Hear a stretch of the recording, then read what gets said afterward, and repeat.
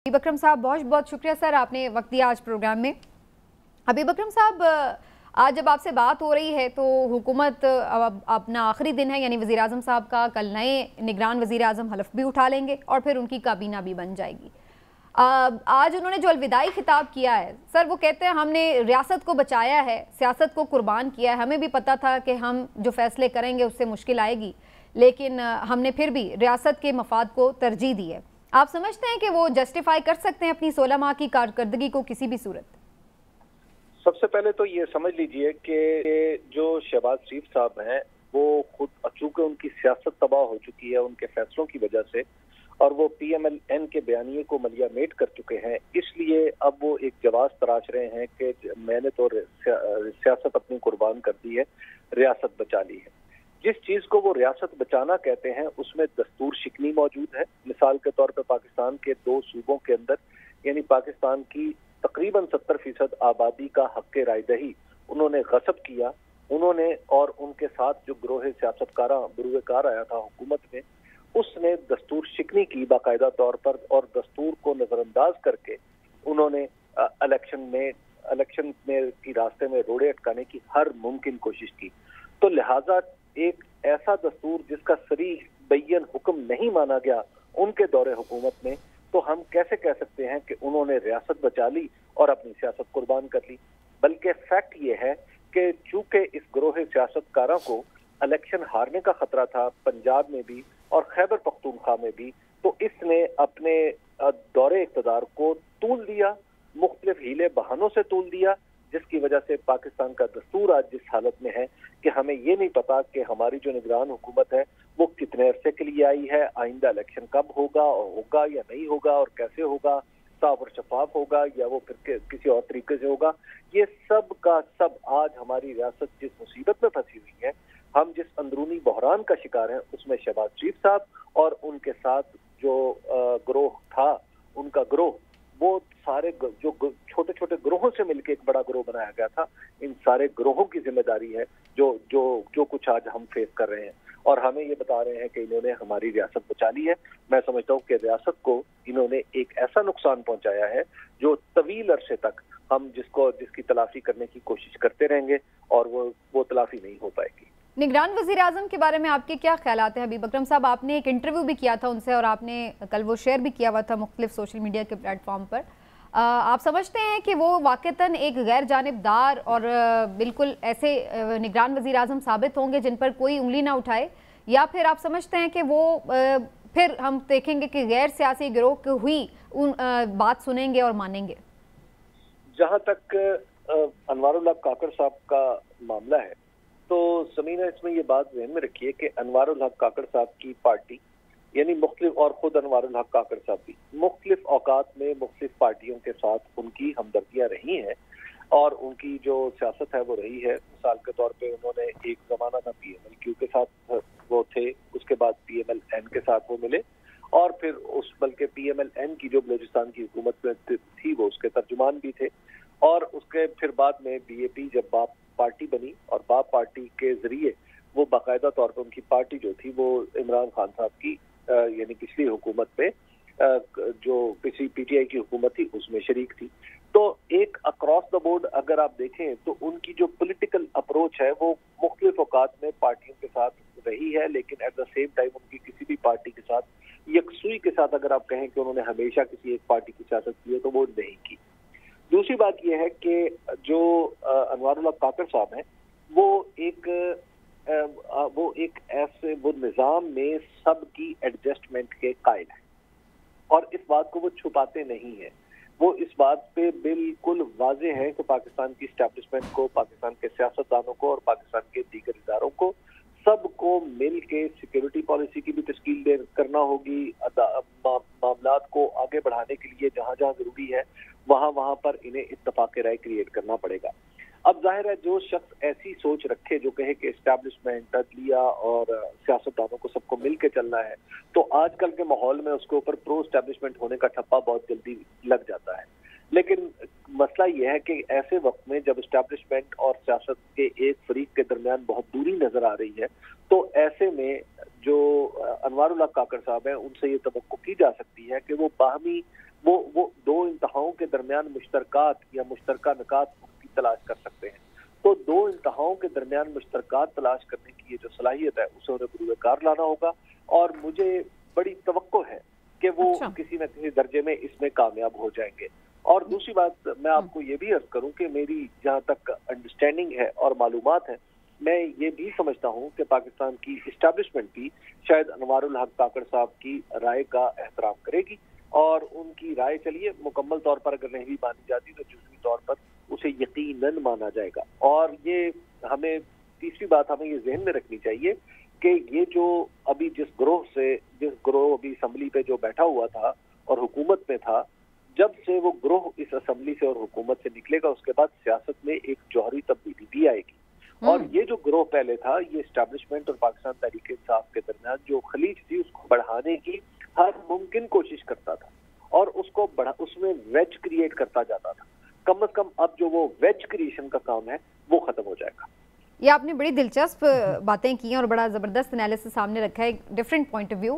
لیکن مجھے تھوڑا سا موقع دیجیے گا حبیب اکرم صاحب, میں چودھری صاحب کو, فیصل چودھری صاحب کو بھی یہاں پر شامل کروں. جو آپ نے یہ بات کی چودھری صاحب, حبیب اکرم صاحب یہ کہہ رہے ہیں کہ وہ مفاہمت کر کے سب کو ساتھ لے کر چلنے اور سب کی ایڈجسٹمنٹ کا ایک اوپینین رکھتے ہیں نئے نگران وزیر اعظم.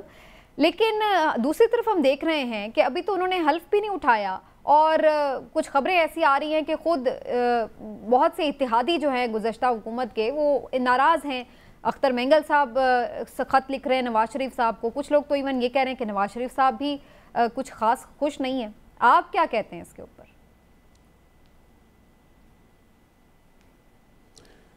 دیکھیں, سب سے پہلے تو میں یہ کامنٹ کرنا چاہوں گا کہ آج شہباز شریف کا جو خطاب تھا وہ غلطیوں کا اعتراف تھا, ایک ہارے ہوئے جواری کی تقریر تھی.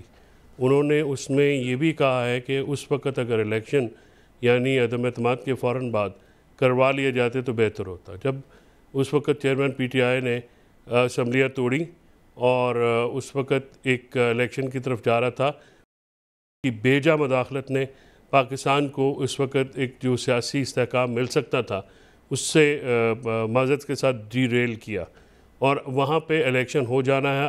اگر ہو جاتے تو آج پاکستان مختلف حالات میں ہوتا, جو بھی منتخب حکومت ہوتی وہ اپنے معاملات آگے چلا رہی ہوتی.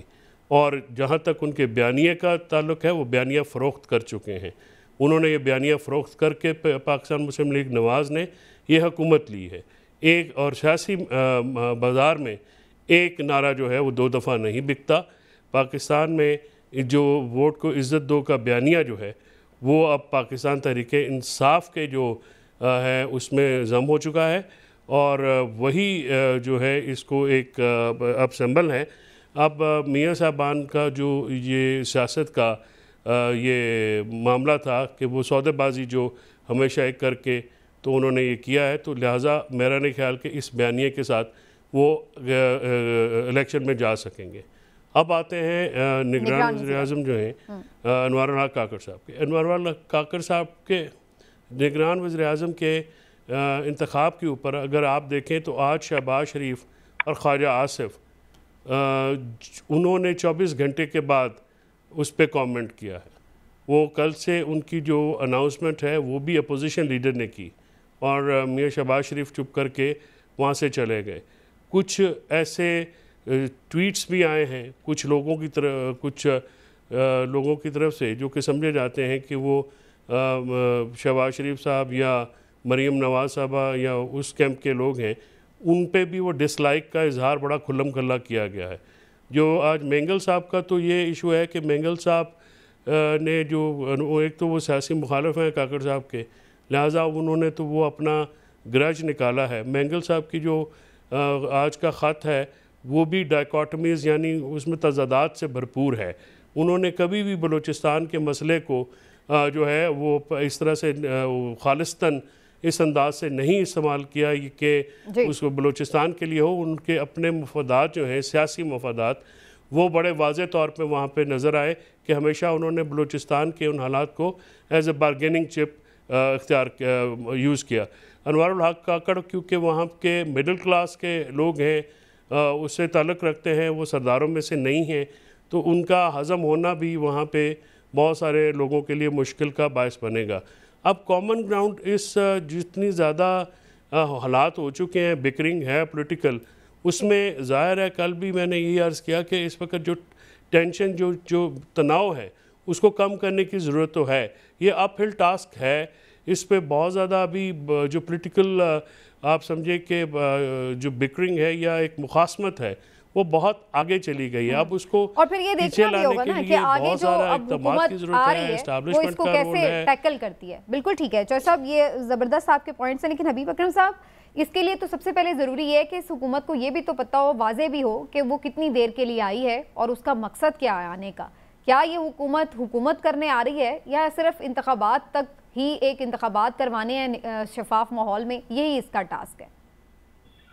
अगर ये सवाल आप पिछले महीने इब्तिदा में पूछते कि निगरान हुकूमत क्या है, क्या और वो क्या करवाने आती है, तो इसका सीधा सा जवाब ये था कि निगरान हुकूमत इलेक्शन करवाने के लिए आती है।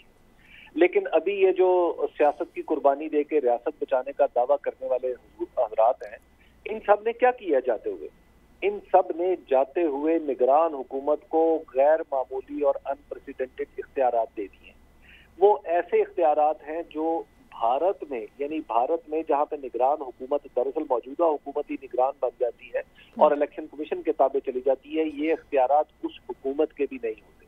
ये इख्तियारात बरतानिया की 1000 साल पुरानी पार्लियामेंट के भी नहीं होते कि जहां पर एक वजीर आजम आउटगोइंग हो और या एक वजीर आजम आउटगोइंग हो और फिर वो इतने इख्तियारात इस्तेमाल कर ले जितनी के हमारी निगरान हुकूमत को दे दिए गए। तो अब तो ये जो कुछ भी किया धरा है वो बिल्कुल ये उसी गिरोह का है जो अभी कुछ पिछले साल अप्रैल से लेके आज तक हमारे यहाँ असम्बलियों में यक्का और तनहात कुव्वत बन के रहा, और उसके बाद वो मुख्तलिफ अवामिल की वजह से उसने अपनी हुकूमत भी चलाई। और ऐसी हुकूमत जो बिल्कुल जिसने डॉलर 178 रुपए का पिछली हुकूमत छोड़ के गई, और इस हुकूमत ने ये हुकूमत एक दिन उसकी कीमत को मुस्तहकम नहीं रख सकी, और आज और नारे लगाते हुए ये आए थे, और आज 300 रुपए का $1 हो चुका है। महंगाई का तूफान है, बिजली के बिल मुसलसल बढ़ते चले जा रहे हैं। ये सब कारनामे इसी हुकूमत के हैं जिसको ये कहते हैं हमने रियासत बचा ली है। रियासत के शहरियों का तो इन्होंने भुरकस निकाल दी है। कानून साजी ऐसी की है कि जिसके बाद आपका निजाम से भरोसा जो है वो इस वक्त शेक हो रहा है। तो आप कैसे, अब मसला ये है कि अब हम सबको मिल बैठना है। अब ये जो गिरोह था ये भी अब वापस अवाम में आया, अपने घरों में आया है, और अब बराबरी की सतह पे इसको मिल बैठ के हमें फैसले करना होंगे।